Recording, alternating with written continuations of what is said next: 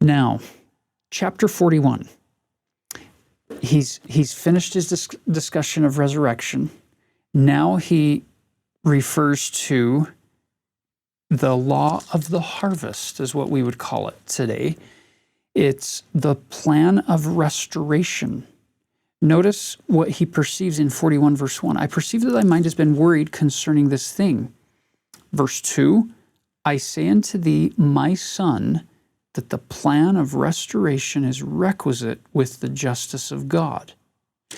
Now, he's going to describe some things going on in a kind of an analogy that I would use here to make more sense of this would be a simple garden.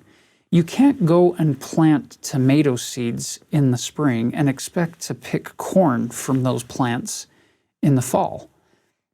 You can't plant weeds and expect to pick vegetables in the fall. The law of the harvest is you reap what you sow. Whatever you put into the ground, you're going to get back someday. And so chapter 41 is filled with this concept of restoration, bringing things back. Look at verse 7. These are they that are redeemed of the Lord. Yea, these are they that are taken out, that are delivered from that endless night of darkness. And thus they stand or fall. For behold, they are their own judges, whether to do good or to do evil. Brothers and sisters, the garden plot is a symbol for mortality.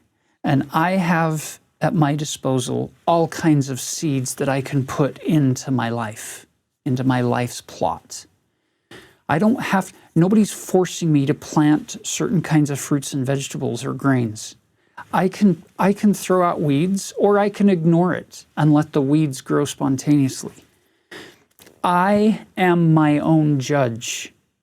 I get to judge. I get to decide. Isn't that interesting that God says they are their own judges through Alma here?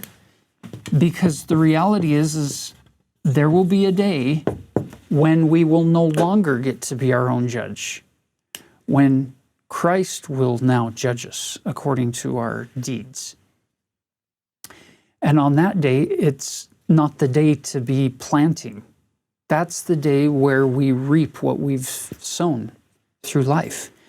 And he's trying to help his son, Alma's trying to help Corianton here, understand that, verse 8, now the decrees of God are unalterable.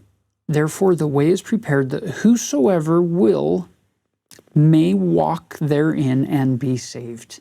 You get to choose, Corianton. I'm not forcing you to be good. I'm not forcing you to come back to the covenant path and to move forward. I'm helping you understand that you can keep planting those seeds of being boastful and prideful and going after the harlot Isabel, but that doesn't produce good fruit. Look at verse 10. Do not suppose, because it has been spoken concerning restoration, that ye shall be restored from sin to happiness. Behold, I say unto you, wickedness never was happiness. One of the most quoted verses of the entire Book of Mormon, coming from a guy, Alma, who knew an awful lot about wickedness in his earlier years. And he's saying to his son Corianton, oh, don't think that these thrills of the carnal, sensual, devilish, fallen nature that we've inherited, don't think that if you feed those or plant those kinds of seeds, that's going to lead to happiness, because it doesn't.